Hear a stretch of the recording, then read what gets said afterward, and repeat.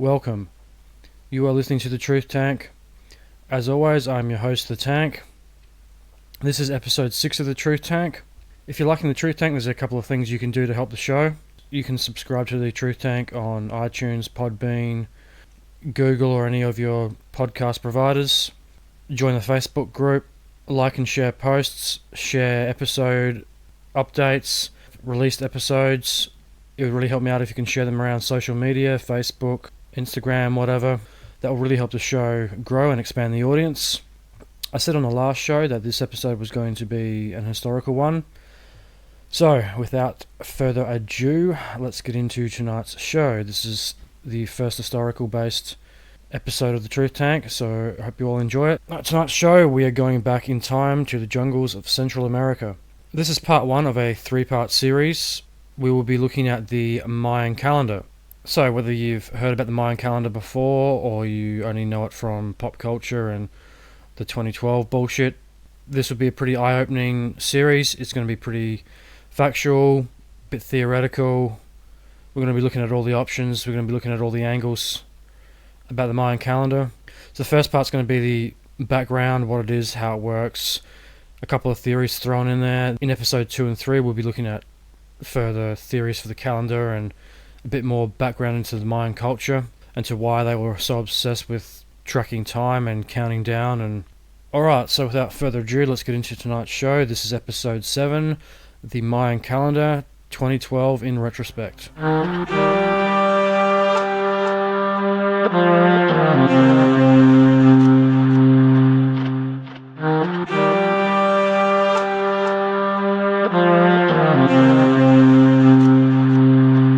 For those that don't know, the Mayans were a highly advanced civilization originating in the southern areas of Central America.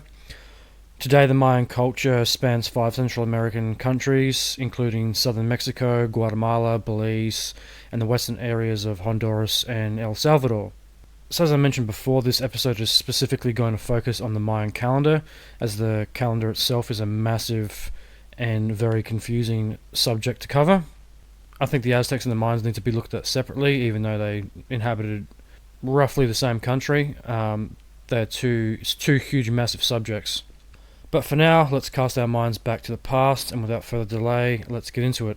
Remember back to 2012, when everyone was getting a little concerned that the world was going to end on the 21st of the 12th, 2012.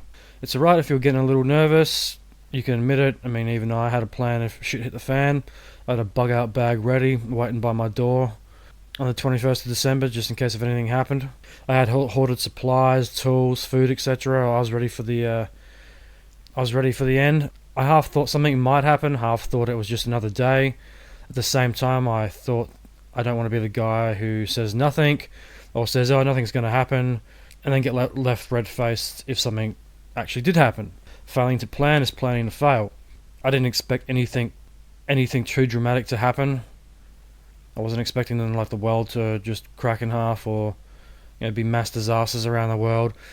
But on the other hand, there's a little percentage of me that thought, there's a possibility that could actually happen. There's a possibility that anything could happen. So, who said the world was going to end on the 21st of the 12th, 2012? Or was this just a case of mass hysteria, internet bullshit, mass media playing on people's fear for the sake of a good story, i.e. the 2012 movie and the endless news reports that made preppers out to be lunatics? If you haven't seen that movie is a flaming pile of shit. It's completely over the top. Like most things Hollywood, it's based on absolutely nothing of anything scientific or factual or even historical. It's just another garbage Roland Emmerich film.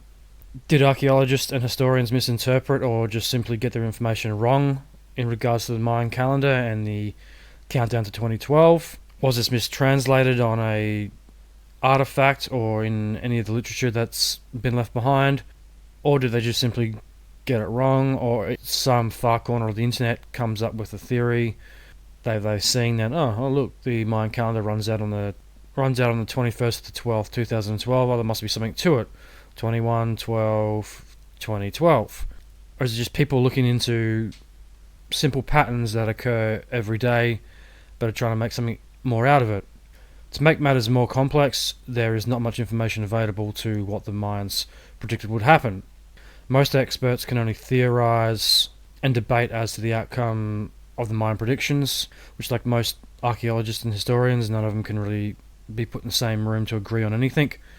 They all have their own theories that they think are right, and they are very pig-headed when it comes to looking outside the box or even taking on other people's opinions. However, before we write off the Mayans completely or take the archaeologist's word for it, we need to understand Mayan culture and how they developed a complex and sophisticated calendar system, and more importantly, why did they go to the trouble in the first place. The Mayans were so accurate at tracking time and predicting the future. They pretty accurately predicted astronomical events that were only minutes out of alignment. I mean, this is something that NASA still has trouble with, but an ancient culture from thousands of years ago had a better understanding of space and time than we do as a modern society. So, time for a little background to one of the ancient world's most fascinating and mysterious cultures. Archaeologists have described and generally agree that the Mayan and Aztec empires are among one of the most sophisticated and advanced civilizations of the ancient world. So when we take into consideration that the Mayan and Aztec empires were around and flourishing about the same time period as medieval Europe, it makes these cultures even more fascinating and mysterious. So when we think about medieval Europe, this is a time of poverty, religious persecution, intolerance towards anyone with a different outlook that went against the Catholic Church. In some facets, medieval Europe had better technology. They had metal, they had refined weapons and armor and jewelry to that extent. But when you think of in terms of construction technology, they weren't really that far ahead of the game. They hadn't really done anything new in hundreds of years. Buildings were still being built the same way. Cathedral building was at a height. So construction technology. Europe, we see cathedral building. Yeah, cathedrals are very nice, but they're not towering structures or complex, mathematically complex structures such as pyramids. Yes, there's a beauty to cathedrals. They're aligned to passages in the Bible. They are built using sacred geometry. They're very ornate. They're very decorative. But they're still just a brick and mortar building. That's not to take away from them. They're just still a brick and mortar building that is artistic in its nature. So when we take into consideration that the Mayan and Aztec cultures built massive cities out of stone, built pyramids, built temples, and align them all to the constellations such as Orion, it makes everything a little more impressive. This is the same construction you see in ancient Egypt, in Indonesia, Mesopotamia, all around the world throughout different periods of history. This alignment to the stars and refinement of construction technology and astronomical technology. And it's generally agreed upon by experts that there are three key ingredients needed for a culture to basically become a superpower, and that is a metal, a large pack animal, and the will, which we know that the ancient world and Middle Age Europe had all three of these things. They had metal, they had the animals, and then they had the will that they had been using for thousands of years. The thing is about the Mayans and the Aztecs is they built a sophisticated, technologically advanced culture, built a civilization in some of the most inhospitable places. The Mayans built in the jungle, which, for those of you that don't know, the jungle is a absolute bitch to try and survive in. It's not suitable for some of the massive cities that the Mayans built. The jungles are not really suitable to build, especially build cities. And the Mayan Empire built all of their major capital cities in the middle of the jungle. There are a few things that make this a challenge. One is the soil. The soil is pretty poor. It's very hard to grow and cultivate crops. It's very hard to grow anything at all apart from what grows there already, such as fruits. It's also hot as fuck. There's lots of diseases. There's lots of bacteria. You have to worry about things going moldy. There's lots of moisture in the air. It rains a lot, so you have to get excess water away from wherever you're trying to build or have everything ruined. There's also a lot of poisonous shit in the jungle that wants to bite you or poison you. So the Mayans excelled building cultures and cities in the jungle. There's few, if any, cultures that have done this successfully over time, but the Mayans figured it out. It's not the nicest and easiest places to build. It's far easier building in the desert or in flat terrain somewhere with nothing else around. But the Mayans in particular thrived in the jungle. They built cities that but were basically the same square footages as today's modern cities, such as Manhattan. And they did all this without the wheel, metal, or large pack animals. The generally agreed upon theory by experts that if you want to have a thriving culture, you need those three things to do it. They also pioneered astronomical technology, astronomy, and mythology. When we look at the rest of the world at the same time, there's not a lot of advancements being made. Everything, especially in medieval Europe, things are starting to go backwards. The Aztecs and Mayans pioneered astronomy and astrological technology. They also had a very rich mythology that had all but died out around the world at this point. There's a lot of similarities between them and astronomy of ancient Sumeria, Mesopotamia, and Egypt, Babylon, Assyria. Why were they so good at tracking the stars and other cultures couldn't really get past the religious dogma that dictated their societies? What was it about the Mayans and why were they so fascinated about the stars and space? I mean, they understood space and time better than we do today. And as I just said, there wasn't a lot of good coming out of medieval Europe. Things had started to go backwards pretty quick. So when we think of medieval Europe, you don't think of a lot of technological advancements. People start to go backwards. I mean, this is a society that is governed by religious dogma. Anyone who challenged the status quo of the religious institutions, mainly the Catholic Church, was labelled a heretic and promptly executed. Anything scientific was frowned upon and looked at as the work of the devil.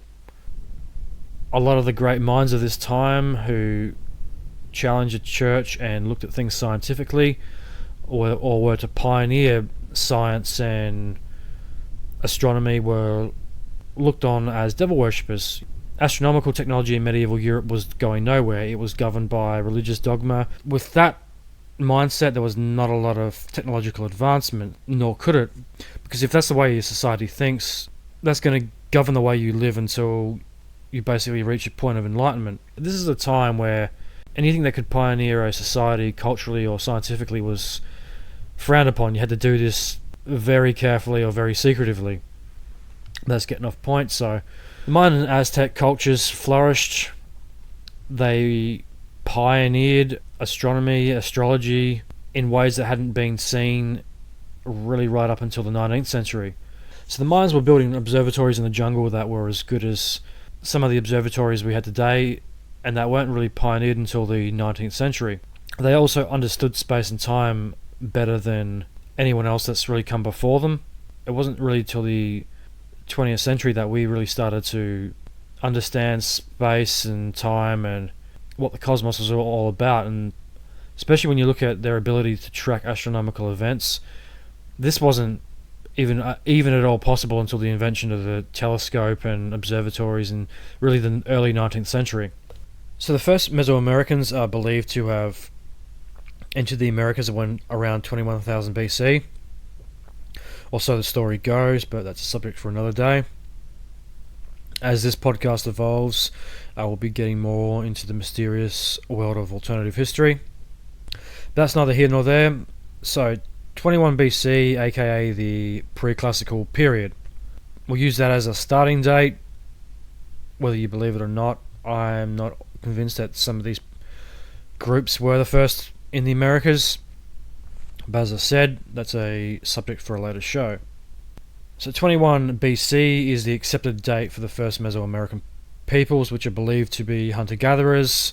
It's not until several thousand years later, around 7,000 to 5,000 BC, that Mesoamerican settlers start to develop agriculture. It's around this time wild maize is domesticated. 2500 to 1500 BC, farming villages start springing up. Crops are being grown, such as squash, chili peppers, and cotton. This is a key piece of information. Central America had the perfect conditions for crop growing. They had the right temperature conditions to grow pretty much everything. The New World in general, agriculturally, was very abundant. South America had tomatoes, potatoes, which would have made their way up through South and Central America. As I just said, Central America was perfect for growing chili, cotton, squash, corn, various herbs. It was also perfect for growing fruits such as mangoes, avocados, bananas. So there's a plentiful supply of naturally abundant fruits and vegetables. Then you also have to look at protein sources such as turkeys, chickens, which all originated in these areas. A plentiful crop for a growing civilization to nourish themselves on. So the Aztec and Mayan cultures have a slow but steady rise, roughly taking about 1,000 or so years between cultural advancements. So 1500 to 1200 BC, the mysterious and for the most part largely unknown Olmecs build the first settlements in the southern central regions of Mexico. The Olmecs are commonly believed to be the ancestor or precursor culture to the Mayans. I would strongly debate this as being bullshit. It's very easy for historians and archaeologists to just say, well, the Olmecs and Toltec cultures were the precursors to the Mayans and the Aztecs. But at the same time, they give us no information and no theories as to who the fuck the Olmecs and Toltecs were. They basically look at this as being a question that's too hard to answer, and that is, well, I don't really want to put any theories out there because it would go against the status quo of mainstream history and archaeology, being the rule of 10,000, that no culture is older than 10,000 years. This interrupts the historical timeline, and it also throws into question the religious timelines of many religions around the world. I'm not saying that any of these are right or wrong. I'm just saying that the historical timeline is completely off. But for whatever reason, historians are very reluctant to look past the 10,000 year mark. Even if there has been discoveries in recent years that completely blow the timeline out of the water, such as Göbekli Tepe in Turkey, which is a site that's older than 10,000 years. I think it's generally agreed upon that the site, what they've found of the site so far, is older than 12,000 years. Then you've also got sites in the highlands of South America, such as Pumapunku, that the legends go back to it being older than 15,000 years ago. Or 15,000 years ago is the date that is generally agreed upon that the site was destroyed. And it was destroyed by none other than a great flood, which is the same mythology we see all around the world in various ancient cultures, is the flood myth. Highly advanced technological cultures were wiped out by a cataclysmic flood. This is also generally looked at as being Noah's flood. I'm not trying to rewrite the history books or disprove religions by any means. I don't care what you believe. As long as you don't interfere with me believing what I want to believe, I don't really care. All I'm saying is, like the Middle Ages, religious dogma prevents the truth from getting out. It also prevents any type of scientific advancement because we're fixated on not upsetting the religious status quo. We've given a lot of power to religious institutions, and they have perverted that power and have manipulated knowledge and most people's train of thought for thousands of years. It's a death grip they're not going to let up anytime soon. But that's getting off topic. We've got to get back on the train. So archaeologists have based this assumption of this precursor culture on the giant Olmec stone heads that were left behind by the Olmecs and Toltecs.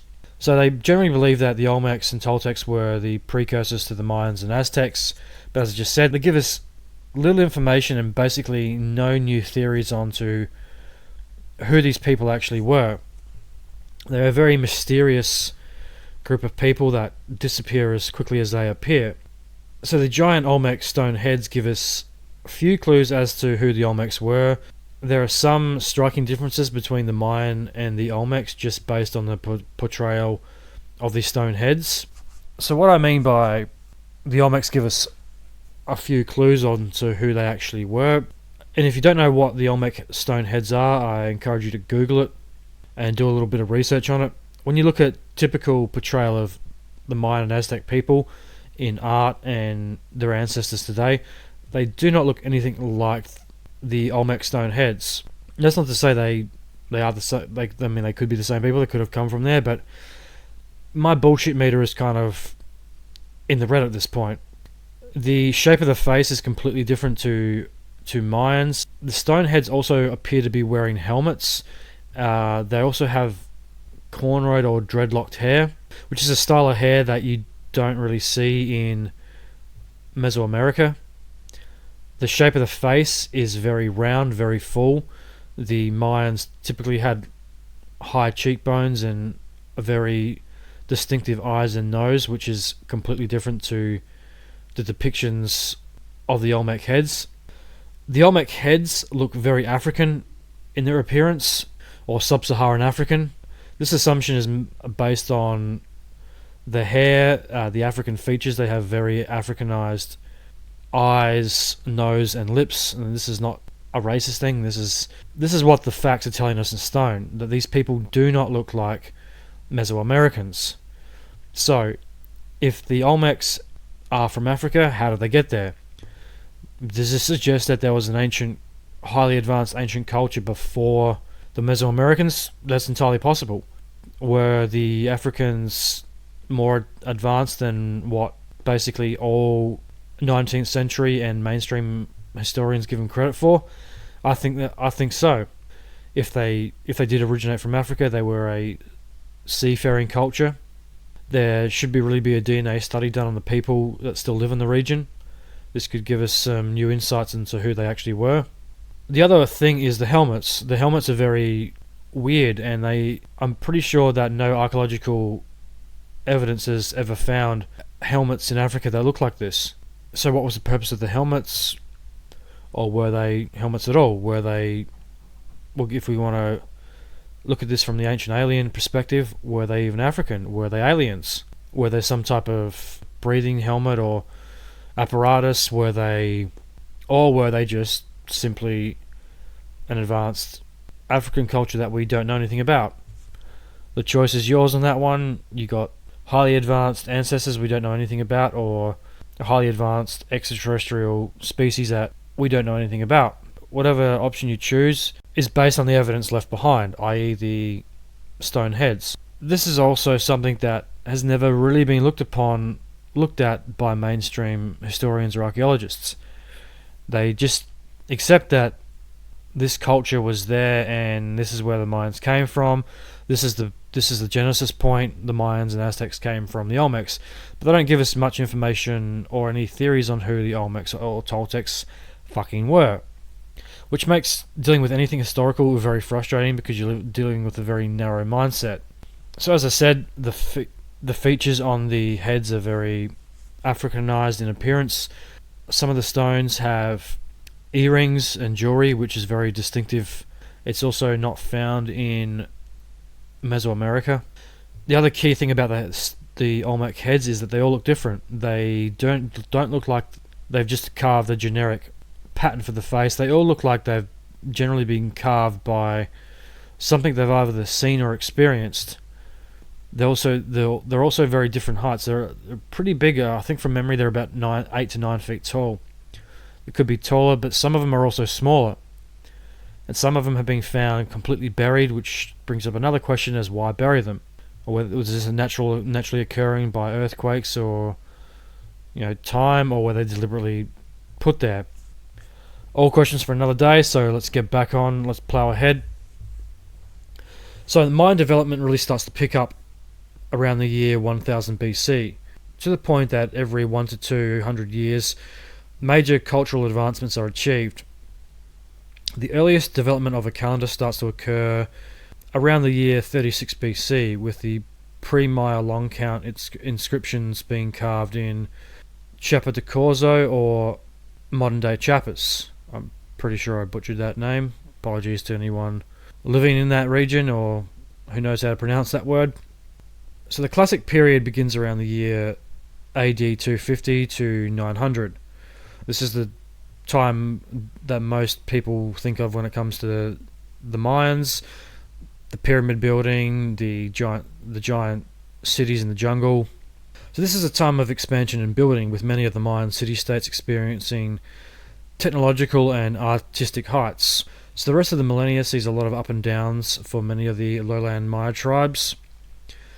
So another key point here is that the Maya Empire was pretty expansive. Each tribe did things a little differently. Not a lot of them got along, but each city was basically like ancient Greece, was a independent city-state that governed itself independently from city to city and culture to culture. The ancient Mayans or the ancient Greeks, most people think of them being a unified culture like the Romans, but city-states govern themselves independently from the mother country, such as Greece. The tribes were all scattered about the place and did things differently. They were all run by kings, or like in ancient Greece, a democratic society such as Athens, that did things different from Sparta, that did things different from the Ionians, and so on. A few key things about this period. So AD 300 to 650 is the peak of Mayan building. Pyramids, temples, and ball courts are built in many of the lowland Maya cities. AD 350, Teotihuacan becomes a preeminent Mesoamerican city. 400 AD, Copan extends from a farming settlement to a major Maya city. AD 750, northern tribes sack Teotihuacan. AD 700 to 900, decline in Maya lowlands is perhaps caused by overpopulation. The overpopulation theory is the generic one given by historians is why the Mayans started to disappear from their big cities. I don't know, I think it was a bit more complex than just overpopulation.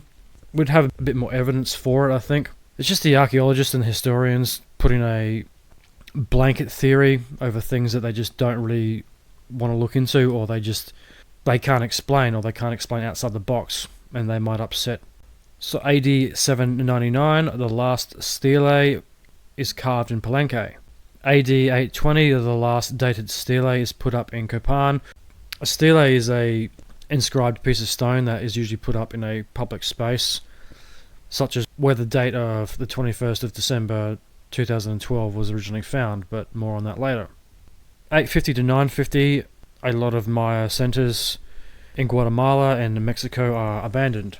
It's just a quick timeline of the classic period from AD 250 to 900. And I got that from The Lost History of Aztec and Maya by Charles Phillips and Dr. David M. Jones. It's a good historical book on Maya and Aztec culture. So there is a very mysterious chain of events that happened during this period, around 700 to 900 AD. Many of the major lowland cities' populations start to disappear. As I mentioned before, the overpopulation theory. And I'm not talking about a few people wandering off into the jungle somewhere.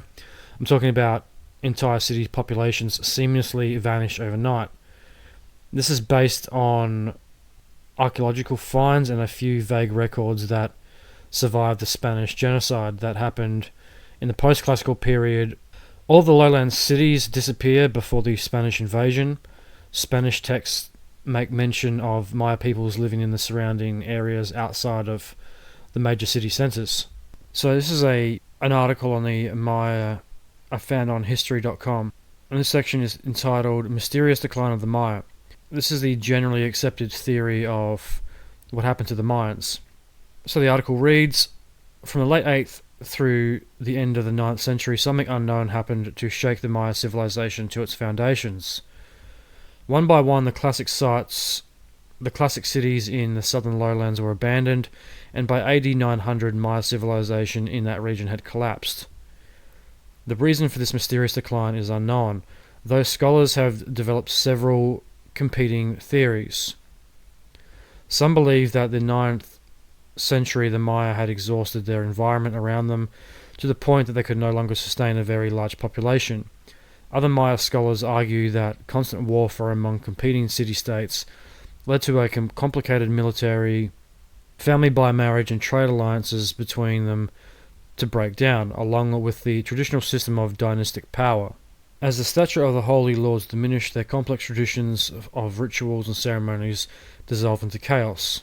Finally, some catastrophic environmental change, like an extremely long intense period of drought, may have wiped out the classic Maya civilization.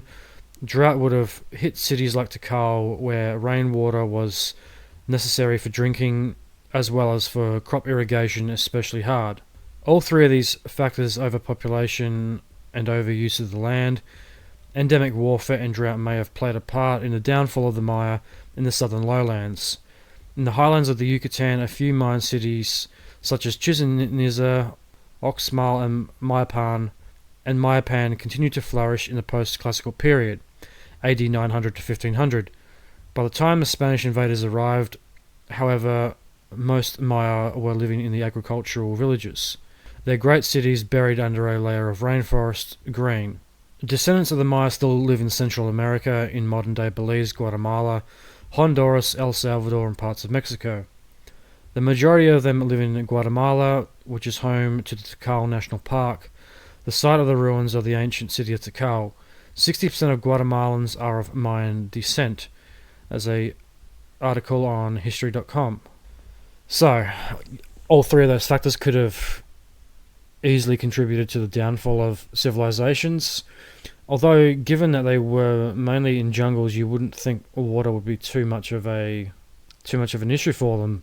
But at the same time, if you have a large enough population of people, you can affect the environment around you, as most people would know. And this is something that's been happening in modern society with climate change. So that's a good little correlation between the past and the present. If it's true, then we haven't really learned from our mistakes. We're still making the same mistakes that our ancestors did. Overuse of the land, overpopulation, endless warfare. These are great ways to render a culture extinct. When people don't say, I don't like history, or, oh, there's no point learning history, it happened in the past, it's vital that people know their history, otherwise we are doomed to go the same way. And, like climate change in recent years has become a huge issue. I know I harped on about it in the last podcast, but we're making all the same mistakes, just in different places. So let's look at the military theory. I'm sure warfare was nothing new to these cities by now. A large majority of most cultures is based on warfare, even in the modern day. We've never really gotten out of that mentality. But for warfare to destroy entire populations, I think seems a little far-fetched. Yeah, it could have played a part. As the article said before, the warfare, environmental change and overpopulation all contributed to it. Then yeah, fine. But that on its own I don't think is enough to wipe out some of those cities, and I think a majority of them were pretty big. I think they had populations of about 200,000 people. Populations varied, but they were high enough. I don't think it would have been small-scale warfare wouldn't have been enough to wipe them out, I don't think. Because after all, they weren't having the large, full-scale pitched battles that you see in the Roman era, and a legion of 10,000 men waging war against 6,000 barbarians or whatever. I'm pretty sure there were more smaller scale skirmishes than huge pitched battles. But then again, they would have had probably would have had massive pitched battles too. So this theory I like. If you're into the ancient alien topic, this one is a great theory. These cities disappeared by extraterrestrial intervention, whether it be by mass abduction by extraterrestrials. Maybe the gods did return and took their followers with them. Or maybe that was the plan all along, was to keep doing what the gods told you to do, keep building, keep watching the skies, and we're going to come back and get you. Another look at the alien theory could be this: could this be a genetic experiment? Could these people have been seeded by extraterrestrials for genetic harvesting, genetic research, genetic experiments? I mean, there are still abductions reported till this day. When you look back throughout history, it seems to have happened a lot throughout history. It's just misinterpreted in various texts. I mean, even in the modern day, there was I can't remember the name of it, but there was an Inuit or an Eskimo village somewhere in Alaska that only had a population of, I think, a few hundred people, and some sheriff or something went to do his patrol in the area, and he found an entire village empty. Fires were still burning, there was still food out, everyone had just seemingly disappeared. This is a similar picture that is being painted with the Mayans. They were there one day, gone the next. where they so technologically advanced they figured a way to open up a vortex in the earth, or an energy vortex in the earth, and step into it and disappear into space and time somewhere, much like an artificial made Bermuda Triangle or energy vortex. Love it or hate it, that's just my own theory. I'm just looking at every possible outcome here. Alright, so moving along, the post-classic era takes place from the year AD 900 to the year 1521. Mayan and Aztec culture are all but wiped out by the Spanish when Hernan Cortes lands in Mexico in 1519. From that point on, Cortes sacks cities and burns sacred books and records in an attempt to Christianize the Americas. Well done, Cortes. By doing this, he's also wiped out a good proportion of their written history, making historians and archaeologists' jobs a hell of a lot harder. This happens all throughout history. Someone invades someone else, they destroy everything else, destroy all their records, claiming it's heresy. So this is when we see religious dogma creeping into the Mayan world. That poisonous ideology of my religion is right, you have to join it or die, your culture is wrong because you believe something different, rears its ugly head again. It's happened all throughout history and still happens. So, Cortes, being the intolerant fucking prick that he is, has appeared on a beach, told his men we have two options, victory or death, sets fire to his ships, invades Mexico with about 400 men. A few small tribes hang on, but the big cities by this time are a thing of the past. In 1515, a group of Quiche Mayan elders from the southeast, or modern-day Guatemala, translated the Popol Vuh, which is the sacred book of the Maya. So the Popol Vuh, is essentially the Mayan Bible. Chronicles the Mayan creation myths and the laws and mythology.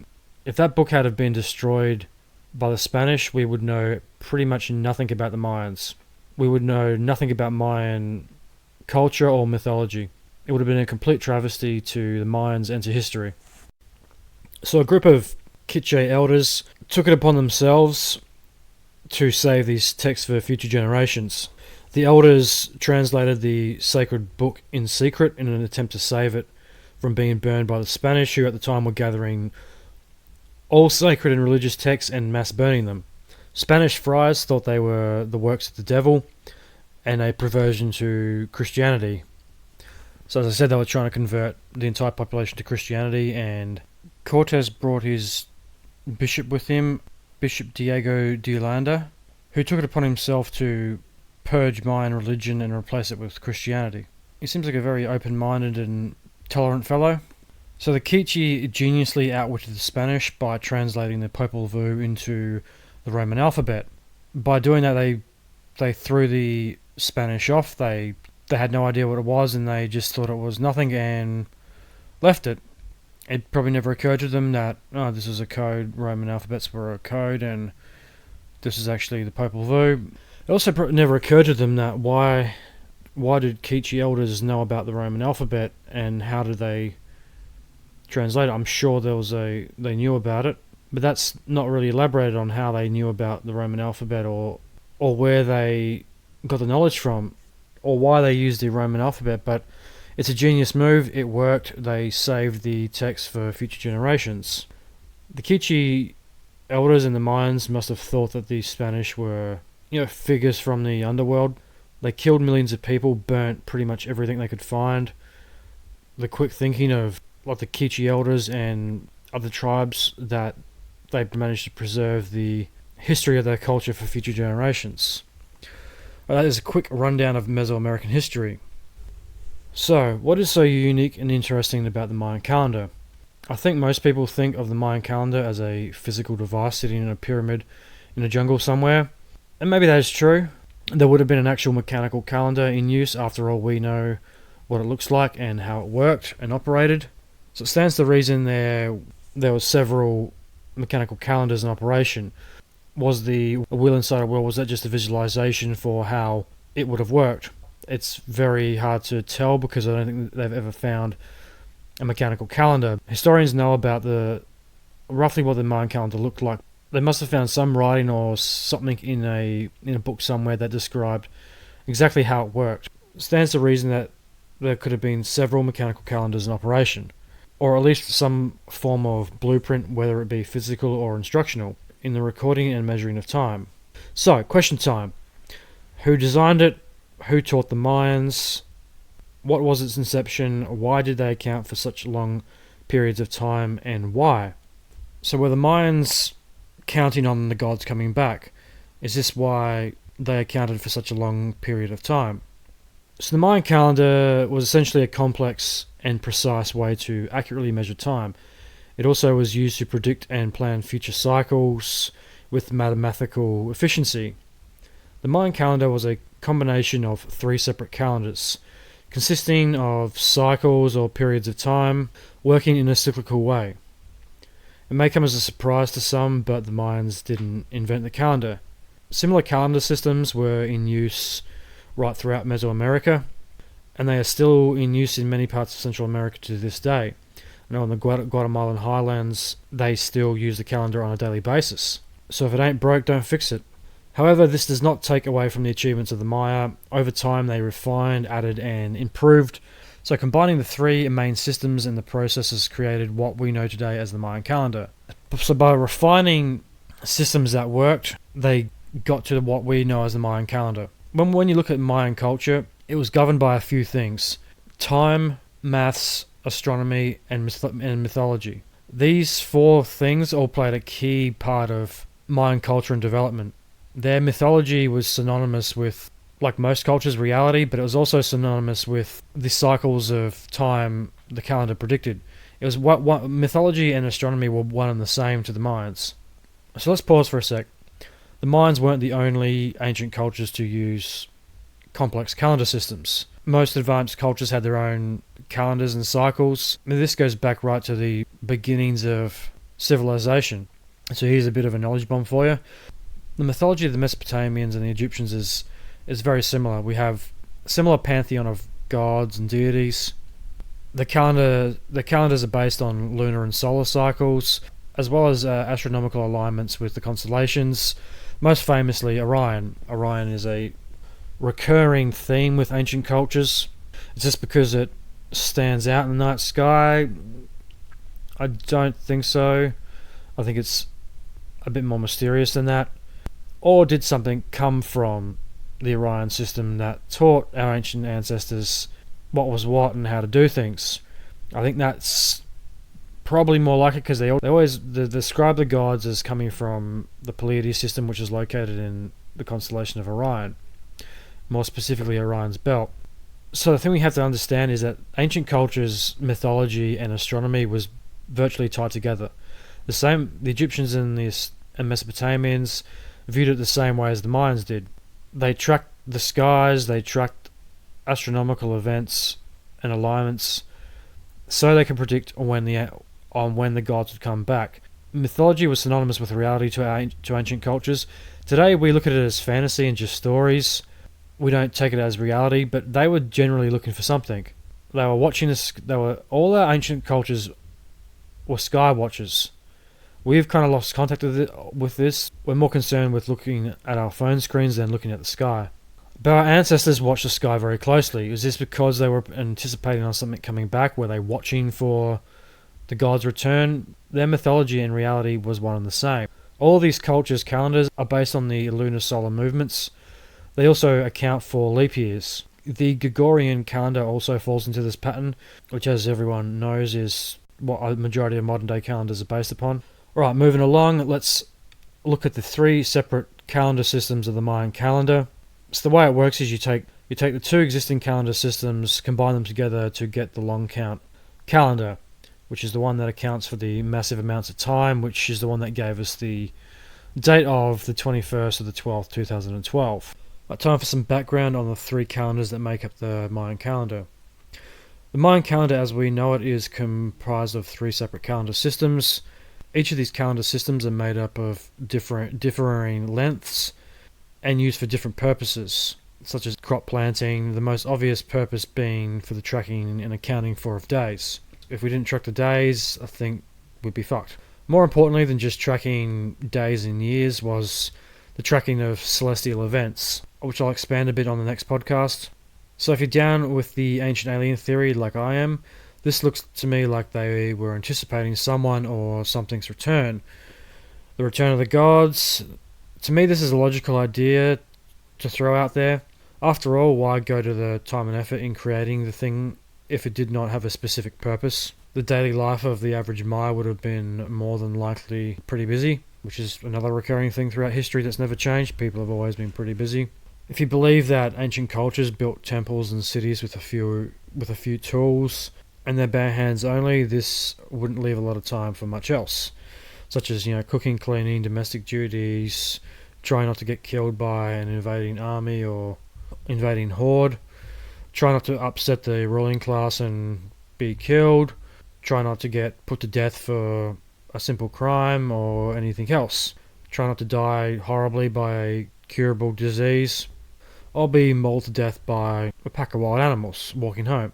Even if they were not waiting for the gods' return and they were just tracking planets like NASA does nowadays, one cannot deny there was a fixation with the universe.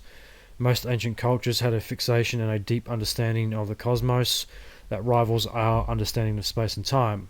So this is a quick article I got off of timeanddate.com. It describes how the wheels work together. So the Mayan calendar consists of 3 separate corresponding calendars: the long count, the Zolkin, the divine calendar, and the Hab, the civil calendar. Each of them is cyclical, meaning that a certain number of days must occur before a new cycle can begin.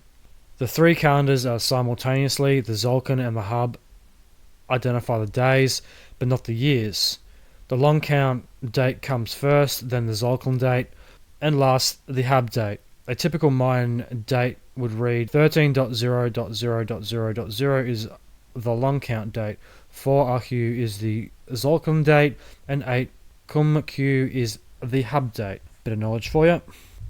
The Mayans, like a lot of our ancestors, were tapped into the spiritual realm in a way that we as a modern society are just starting to understand. What was pseudoscience 20 or 30 years ago is beginning to be looked at from a new perspective. The spirit world is not just woo-woo anymore. There are a lot of studies that are just starting to suggest that there may be something to the spiritual world after all. Unfortunately, science is cynical and very slow at trying new things. The world of archaeology is more backwards thinking than the world's politicians. They're unwilling to come up with any new or even half realistic theories. Historians are pretty much the same. They come up with a theory that agrees or disagrees with someone else's theory rather than think outside the box. But I'm getting a little bit off the topic. So the Mayan calendar as we know it is made up of several different cycles of differing lengths.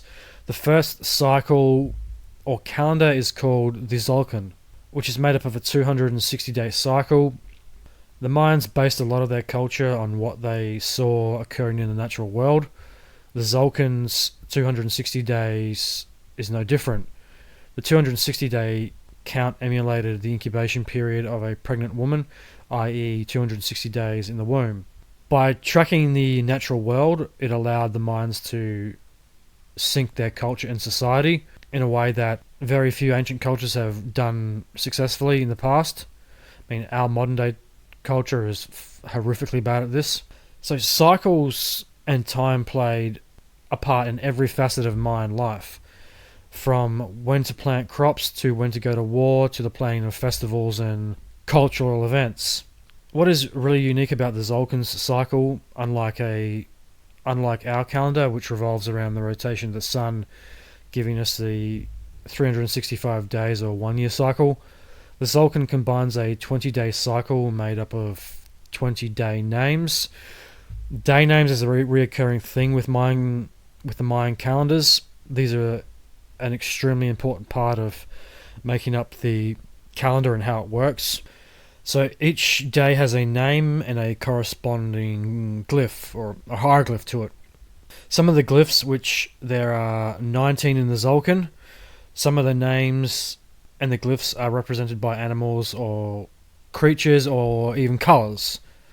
Some glyphs, such as the number 4 glyph are represented by a bat creature called Zots, or Sots, however you want to say it.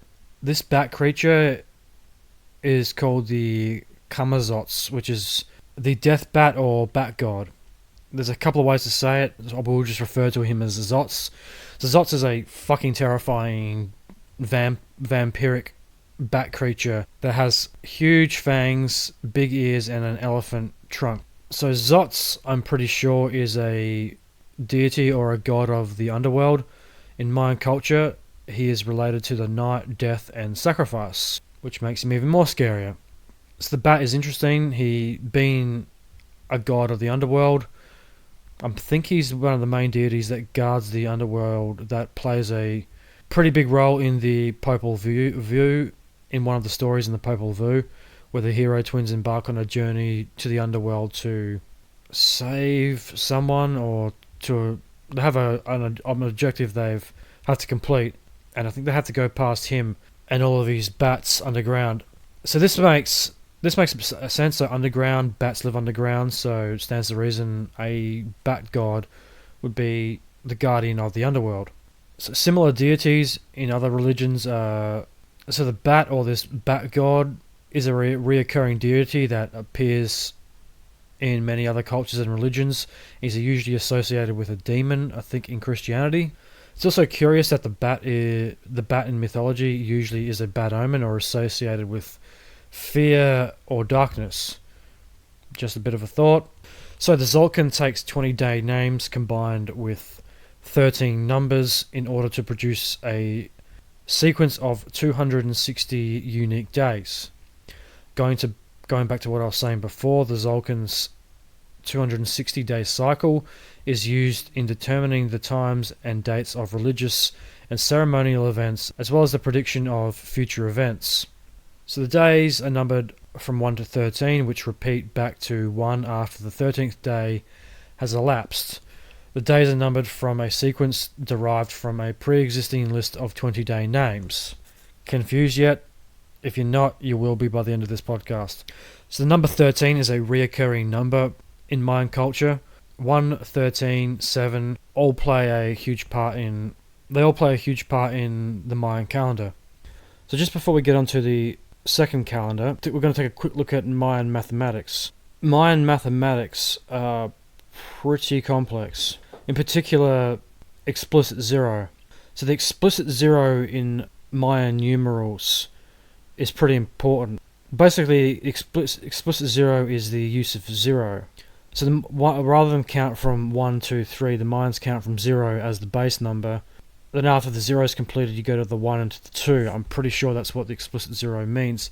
I think it's one of the first cultures to ever use the explicit 0 system. Maths isn't really my strong suit, so I'm just going to read this to give a bit more background to Maya mathematics and how they worked and how this connects into the calendar, because you can't really understand the calendar without understanding the mathematics the Mayans used that they base the calendar upon. So under the mathematics section of the Maya Wikipedia entry, so in common with other Mesoamerican civilizations, the Maya used a base 20 vigesimal system. The bar and dot counting system that is the base of Maya numerals was in use in Mesoamerica by 1000 BC. The Maya adopted it by the late pre-classic and added the symbol for 0. This may have been the earliest known occurrence of the idea of an explicit 0 worldwide. Although it may have been predated by the Babylonian system, the earliest explicit use of 0 occurred on monuments dated to 357 AD. In its earliest uses, the 0 served as a placeholder, indicating an absence of a particular calendrical count. This later developed into the numeral that was used to perform calculation, and was used in hieroglyphic texts for more than 1,000 years until the writing system was extinguished by the Spanish fucking conquistadors. The basic number system consists of a dot to represent 1 and a bar to represent 5. By the post-classical period, a shell symbol represented 0. During the classic period, other glyphs were used. The Maya numerals of 0 to 19 used repetitions of these symbols. The value of a numeral was determined by its represent units. The next symbol up would represent multiples of 20, and the symbol above that would represent multiples of 400, and so on. For example, the number 884 would be written with 4 dots on the lowest level, 4 dots on the next level up, and 2 dots on the next level up after that, to give 4 times 1 plus 4 times 20 plus 2 times 400 equals 884. Using the system, the Maya were able to record huge numbers.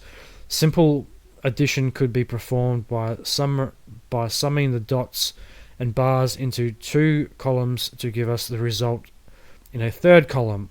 Fucking complex is what I would call it. Okay, so that was a quick fill-in of Maya mathematics. So moving along to the next calendar. This brings us to the second calendar cycle known as the Hab. The Hab was the polar opposite to the Tolscan. The Hab cycle was comprised of 18 months, made up of 20 days. However, at the end of an 18-month year, there was a period of 5 nameless days known as the Wayeb. The Wayeb brings up a new set of questions to the already complex subject. The Wayeb, or the nameless days, are actually pretty interesting. Why 5 nameless days at the end of a cycle? So the Maya believed that during these 5 nameless days, the veil between the spiritual and physical world merged together, allowing spirits or entities from the underworld to enter the physical world. So this is another explanation to the Wayeb. This is from Wikipedia. So the 5 days of Wayeb were thought to be a dangerous time. Foster 2002 writes, during Wayeb, portals between the mortal realm and the underworld dissolved. No boundaries prevented the ill-intending deities from causing disasters. To ward off these evil spirits, the Maya had customs and rituals they practiced during Wayeb. For example, people avoided leaving their houses and washing or combing their hair. That's pretty weird. So that is very interesting. So when we think of disasters and stuff happening and boundaries being crossed, could that be disasters they were referring to through the 2012? Even though I don't think that was ever found on any monuments or even theorized by any historians. This is just my own fill in the blanks. Could that be what they were concerned about at the end of the cycle that ended on the 21st of the 12th, 2012? Another really interesting thing about that passage there, I find the term boundary interesting. The dissolve between the underworld and the physical. So there's an author I have a huge amount of respect for called Graham Hancock. If you know Graham Hancock's work, he is always talking about an advanced ancient civilization that has been lost to time, which is the basis of all the advanced ancient cultures such as the Egyptians and Babylonians, etc. This culture of high technology is where our ancestors got their knowledge from. So he's always talking about the link between the boundaries of the spiritual world and the physical world. He's written a series of fictional novels that fill in the blanks between Cortez and the Mayans. He theorizes that the spiritual world is a very real world that we can't sense or understand unless we have some help, mainly through psychedelic substances such as DMT.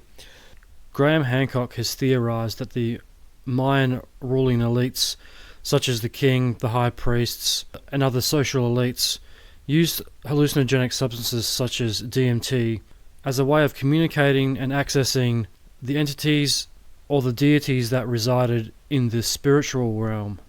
To put it in other terms, hallucinogens were a way to gain access to this other world. Looking at it in another light, it's a way of accessing a reality within a reality. It's a very fascinating and a very realistic theory. The scientific world is only just coming around to the idea of using substances like DMT as a way of accessing these portals or realizing these new dimensions within our reality. It's a very fascinating and a very interesting topic. I could do a whole episode on DMT and realities within realities. So anyone who doesn't know anything about DMT is a chemical that occurs in the brain naturally, but it's also found in numerous plants throughout the world. I think it usually comes from the roots of plants. The shamans that still practice it in South America, Joe Rogan's always talking about it. Graham Hancock and Joe Rogan have both done it. People say, oh, it's just hallucinations, it's just your mind imagining these things. However, the way he talks about it is he always has described the same thing, a reoccurring entity that he's in communication with, not a random hallucination, because people who have used DMT in groups have also described seeing all the same thing. Therefore, you can rule out it being a randomized hallucination. It also raises new questions, such as, are these physical beings that reside in these portals, or are they spiritual beings? Another theory to throw out there would be, are they interdimensional extraterrestrials? Are they demons? Are they some type of life form we don't know anything about or understand? Who were these entities, and what did they want with the Mayans? I like this theory. If this theory is right, this would explain the bloodletting and mass sacrifices that occurred in the classic period. So if the elites were in communication with these entities that lived in this spirit realm, they could have had drastic consequences for the people and for the culture. So if these entities, whether they are an interdimensional extraterrestrial, a spirit, a demon, whatever they actually are, if they were an evil entity, it could explain the mass sacrifices that you see throughout the time period. The gods demanded blood. Blood was the thing that kept the culture ticking over in the later part of the classic period. And we know that the Mayans were still sacrificing people, because it's been described by Cortez and the Spanish that they were still doing it when they arrived, and they had no qualms about doing it in front of the Spanish. So Graham Hancock has theorized that these entities wanted blood, that these were evil entities that lived in the spirit realm, whether they be aliens or demons. He calls them demons, that the demons live in the spirit world, and the only way to access this spirit world, to have this veil lifted off our eyes and to have it dissolve, is by using substances like DMT to access this world.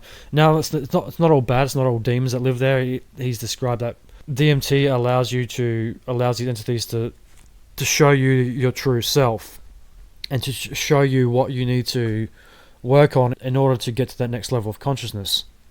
Which is another thing that is talked about in Mayan culture and spirituality a lot, is this higher consciousness. When these ages end, a new level of consciousness begins. This is something that the Maya shaman talk about right to this day. So if the priesthood was in contact with these evil entities that lived in the Vale, and it was telling them to mass sacrifice people, that explained a hell of a lot about the mass sacrifices.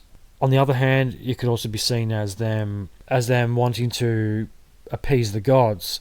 If they sacrifice enough people, they spill enough blood, maybe the gods return. In the Mayan world, the gods demanded blood. Like Graham Hancock has also suggested that the Mayans were basically manipulated by these evil entities from the spirit realm, who basically manipulated the nobles into doing their will. They were evil entities that thrived off of death, destruction, and chaos, which you see a huge emphasis on gods of the underworld, such as Zots. A lot of the gods were not necessarily good, not necessarily benevolent gods. A lot of them wanted blood, wanted death, or demanded some type of sacrifice in order to get a reward. So I find that a very interesting theory, the spirit world and the DMT connection. He's also suggested that many ancient cultures have used DMT as a way of communing with the other side. It also explains a lot of ancient artwork, especially when it comes to like geometric shapes and patterns that are being found in caves that were done by early modern humans. That is a very interesting point. The one thing these ancient cultures have in common is that that their mythology was part of their reality. There was not for 1 second that they thought that these gods weren't real. So if you want to look at this from a realistic standpoint, what if these, like Ra and Seti and all these other Moloch and all these other gods from the ancient world were actually entities that lived within the spirit realm, and that the nobles, these high priests, were in contact with them somehow by using substances like DMT. It also explained the persistence with tracking events and making sure that they had done things in a correct order to facilitate the gods' return. It might also explain why they were so obsessed with watching the heavens, watching the stars, and waiting for the return of the gods. It could explain why they took their mythology so seriously, and today why we don't. But for a modern society, it's just a good story. Alright, so let's move along. So the Hab was first used around 500 BC as a way of tracking the winter solstice. So like the Zolkin, the months of the Hab have their own names and glyphs.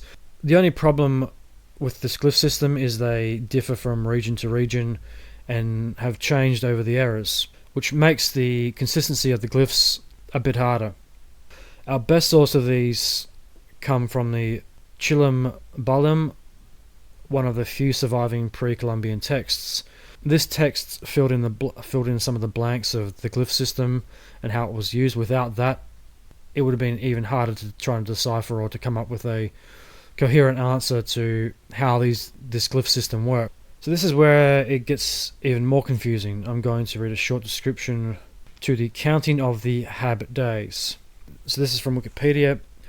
Each day in the Hab calendar was identified by a day number in the month, followed by the name of the month. Day numbers began with a glyph translated as the seating of a named month, which is usually regarded as day 0 of that month, although a minority treat it as day 20 of the month preceding the named month. Although a minority treat it as day 20 of the month preceding the named month. In the later case, the seating of Pop is day 5 of Wayab. For the majority, the first day of the year was 0 Pop, the seating of Pop. This followed by 1 Pop, 2 Pop, as far as 19 Pop, and then 0 Woe, 1 Woe, and so on. Because the Hab had 365 days, and the tropical year is 365.2422 days, the days of the Hab did not coincide with a tropical year. The other major calendar cycle was called the Hab, a 365-day solar cycle. The Hab was formed by combining the 260-day count cycle and the solar count cycle to form a 365-day cycle. This was a key part to Mayan life, as the Hab was beneficial in the planning and planting of crops, festivals, and social events. The Hab is a little more complex than it seems. It's structured in an 18-month cycle made up of 20 days with 5 nameless days. Yeah, so that is confusing as fuck.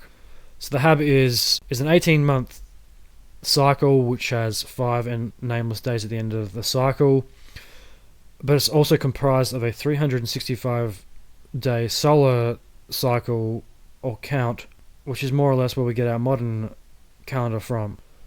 Okay, so if that wasn't confusing enough, this brings us to the calendar round.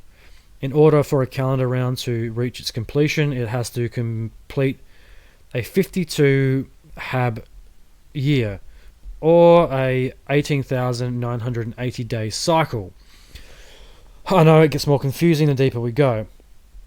Alright, so this cycle is based on a creation date of August 11th, 3114 BCE, around the same time humans discovered copper. When this date reoccurs, the calendar round reaches its completion. See, the 11th of August is a very specific starting date. What's also very interesting is that specific end date to that calendar round is December 21st, 2012, which is also the corresponding end date to the Fourth Age, or the Fourth Epoch. So the Mayans believe that this is the ending date of the Fourth Age of Man, which is something that ancient cultures have talked about a lot, the 7 ages of man. So moving ahead. So due to the 52-year rotation of the calendar round of the solar years, trying to predict future events became increasingly difficult. Given the average lifespan of people back then, having to wait 52 years for the start or the end of a cycle would have been a challenge. A more accurate method of counting was needed to track longer periods of time. As for most people, this cycle came about once in a lifetime. And if you were the Mayan in charge of tracking said cycle, it would be pretty hard to track it after your death. So another more accurate cycle needed to be put in place to make sure future generations could accurately track and account for the start and end date of this 52-year cycle. So this gave rise to the creating of the long count calendar. So the long count calendar was a far more accurate way of tracking cycles over longer periods of time. It also made recording historical events a hell of a lot easier. Any date longer than 52 years was counted on the long count calendar. So this brings us to another set of names that relate to the days. The Mayans had a complex system in place for measuring the amount of times between the days, months, years, etc. So this is another explanation from Wikipedia. But it's also necessary because this will help give you a better picture as to how they use these names or counts or whatever to come up with the longer periods of time. So the Mayan name for a single day was called a kin. So 20 of these kins was known as a winal or a unal. So this goes back to the 20 named days. So 20 named days, name is a winal. So 18 winals makes one toon. 20 toons is known as a cartoon. 20 cartoons are known as a bucktoon. So it's this formula of 20 cycles of 20. 20 of this equals 20 of that. Add 20 of that, you get 20 of this. So more or less this could be known as a 20 cycle. 20 cycles of 20 days, 20 days of 20 months, 20 months of 20 years, etc. So the long count calendar identifies a date by counting the number of days from the Mayan creation date of 4 Ahu 8 Karhu, basically the August 11th, 3114 BC in the Gregorian calendar, or September the 6th in the Julian calendar, 3113 astronomical dating. But instead of using a base 10 decimal scheme like Western numbering, the long count days were tallied in a modified base 20 scheme, thus 0.0.0.1.5 equals 25 and 0.0.0.2.0 is equal to 40. As the winal unit resets after only counting to 18, the long count consistently uses base 20. Only if the toon is considered the primary unit of measurement, not the kin, with the kin and winal units being the number of days in the toon. The long count 0.0.1.00 represents 360 days, rather than the 400 in a purely base 20 decimal count. There are also 4 rarely used higher order cycles: Pictoon, Kubletoon, Kitchiclatoon, and an Altoon.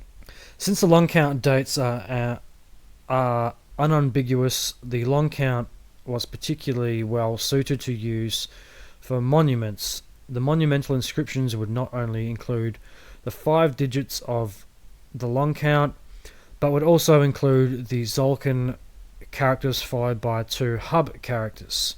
Misinterpretation of the Mesoamerican long count calendar was the basis for a popular belief that a cataclysm would take place on December 21st, 2012.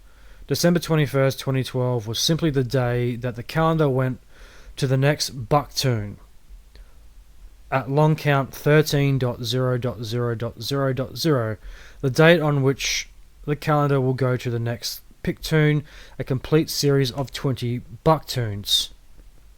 At long count 1.0.0.0.0.0 will be on October 13th, 4772. Wow, my fucking head hurts. Okay, so a long count unit, 1 kin is equal to 1 day. 1 winal, 20 kin, or 20 days. 1 toon, 18 winal is 360 days, approximately 1 solar year. 1 cartoon is equal to 20 toons, which is equal to 7,200 days, or 20 solar years. One bucktoon is equal to 20 cartoons, which is 144,000 days, which equals to 394 solar years. One pictoon is equal to 20 bucktoons, which is 2,880,000 days, approximately 7,885 solar years. One cobbletoon is equal to 20 pictoons, equal to 57,600,000 days, or equal to 157.704 solar years. One kitchletoon is equal to 20 calbatoons, which is 1,152,000,000 days, 3,154,071,000 solar years. One uktoon is 20 kitchletoons, which is equal to 23.040.000 days, which is equal to 63.081.429 years. Wow, my head's about to explode. Fucking numbers are confusing as fuck. Numbers aren't my strong suit. I hope this isn't getting too tedious, because I think this information is vital to understand how the calendar works. Most people will just read some garbage they believe on the internet and believe they're a fucking expert. I'm giving you more than that. I'm giving you quality. I'm giving you value. The Mayans believe that there are 7 ages of the world, or 7 ages of man, also known as an epoch. Hence the need and importance for an accurate and very long cycle of time. There was a real urgency in predicting the end of these ages. The end of an age would usually end in a cataclysm, or so it was thought it would end in a cataclysm, which could also be another explanation to the bullshit 2012 end of the world theory. So the Mayans believe that we are currently living in the 4th age. The Mayans thought that the Earth had been destroyed and reborn 3 previous times in their existence. The 4th epoch ended in August 1987. Note the reoccurrence and the importance of the number 7 and 13 to the Mayans. 7, the sacred number of creation. Also, the month of August pops up over and over again. The Mayan calendar also has a lot of similarities with the Julian calendar. There's a good article I found on nationalgeographic.com that further explains the end of the world 2012 Mayan Doomsday calendar. This article is by Josh Roach for National Geographic News. It's remotely possible the world will end in December 2012, but don't credit the ancient Maya calendar for predicting it, says experts on the Mesoamerican culture. It's true that the so-called long count calendar, which spans roughly 5,125 years, starting in 3114 BC, reaches the end of a cycle on December 21st, 2012. That day brings to a close the 13th bucktoon, an almost 400-year period in the Maya long count calendar. But rather than moving to the next bucktoon, the calendar will reset at the end of the 13th cycle, akin to the way a 1960s automobile would click over at mile 99.999.9 and reset to 0. We of course know that really means 100,000 miles and not 0, said William Sotrano, an expert on Maya archaeology at Boston University. Quote, "Is the end of bucktoon 13 a large period ending? Yes. Did the Maya like period endings? Yes," Soranto said. "Would this have been a period ending they thought was wicked cool? You bet. The biggest period endings they experience are bucktoon endings.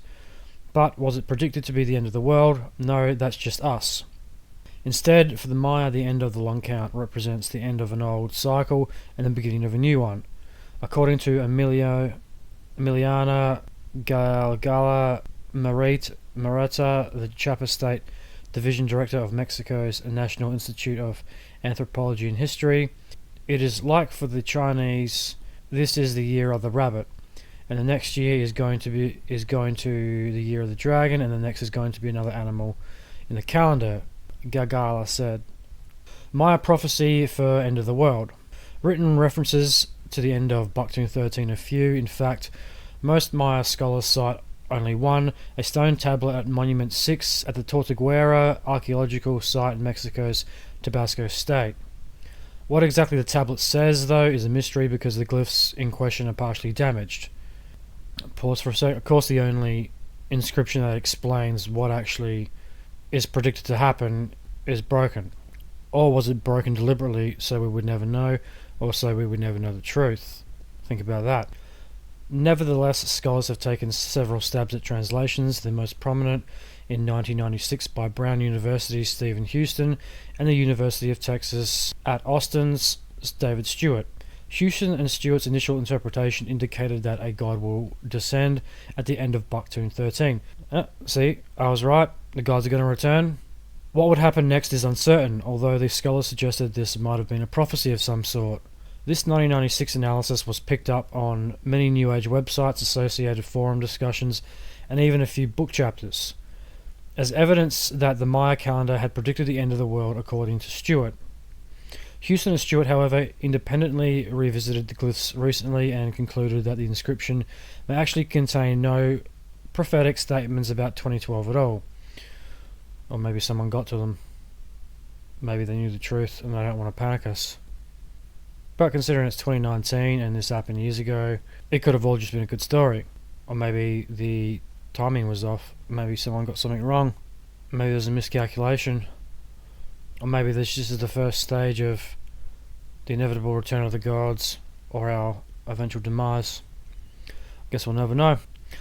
Rather, the mention of the end of Bakhtun 13 is likely a forward-looking statement that refers back to the main subject of the inscription, which is the dedication of Monument 6. In an October blog post about his conclusions, Stewart makes an analogy to the scribe wanting to immortalize the New York Yankees' 1950 sweep of the Philadelphia Phillies in that year's World Series. If this writer were to use the Maya rhetorical device thought to be in Monument 6's inscription, the text might read, on October 7, 1950, the New York Yankees defeated the Philadelphia Phillies to win the World Series. It happened 29 years after the first Yankees' victory in the World Series in 1921. And so 50 years before the year 2000 will occur, the Yankees won the World Series. Written this way, Stewart notes the text mentions a future time of historical importance, the 50-year anniversary of the victory, but it does so in reference to an event at hand, i.e. the 1950 game. This is precisely how many ancient Maya texts are structured, including Tortuguera's Monument 6, Stewart writes. 2012 Apocalypse, just poetic flourish. According to INAH's Gallagher, this structure of Maya text is what has confused modern minds, given our penchant for literal, straightforward reading. Even if the Monument 6 inscription refers to a god coming down at the end of Bakhtun 13, it isn't a statement about the end of the world, he said. They are writing in a more poetic sense, saying, well, on the 21st of December 2012, the god is going to come down and start a new cycle, and the old world is going to die and the new world is going to be reborn, just to make it more poetic. Saturano, the Boston University archaeologist, agreed that the reference to a specific date is clear in Monument 6, but added that there's no text that follows and says, Heron will be the end of the world, and the world will end in fire. That's not anywhere in the text. Rather, Satrano said, the hype around 2012 stems from dissatisfied Westerners looking to the ancients for guidance, hoping that peoples such as the Maya knew something then that could help us through difficult times now. In any case, even if the ancient inscriptions explicitly predicted the end of the world, Satrano wouldn't be worried, given the Maya track record with long-range prophecy. They didn't see their collapse coming, they didn't see the Spanish conquest coming. Yeah, that one's a good point. If they were experts at predicting the future, why didn't they predict their own demise? They didn't see their own collapse coming, and they definitely didn't see Cortez coming. I mean, they didn't see the destruction of their sacred texts, their homes, their cities, and the annihilation and genocide of 99% of the population. By now, you should be getting a clear picture of the Mayan calendar and how it works. A good way to picture the calendar in action is to visualize a wheel within a wheel within a wheel. Imagine the Zolkin inside the hub and the hub adjacent to the long count, with the wheel cogs interlocking with those of the other calendar, ticking over until the designated cycle is complete and a new cycle starts, endlessly cycling through time and space. So if you want a clearer picture of what it looks like, just Google Mayan Calendar and you can see what I'm talking about with the cogwheels, the constant cycling through one period, that cycles through another period, and once that cycle finishes, it clicks over and it starts again. Always starting and ending back at the zero, then cycling from the zero onwards. Alright, I didn't get too alien or too out there yet. That was just a brief, detailed history of the Mayans and the Mayan calendar, the Zolkin, the hub, and the long count. I hope that helps people get a clear idea of what this mysterious calendar is. And that brings us to the end of the first episode. In the next episode, we're going to be diving even deeper into the Mayan calendar.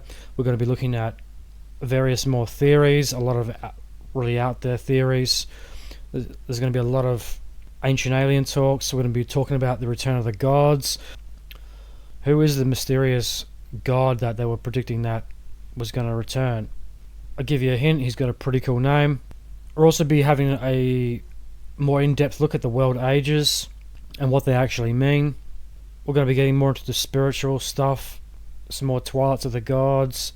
There's also a good documentary I watched in preparation for this series called Decoding Bucktoon, which is a really good eye-opening documentary that interviews a lot of native shamans and spiritual practitioners who still use the calendar and still are deeply connected to the Mayan ancestors and still participate in rituals and ceremonies.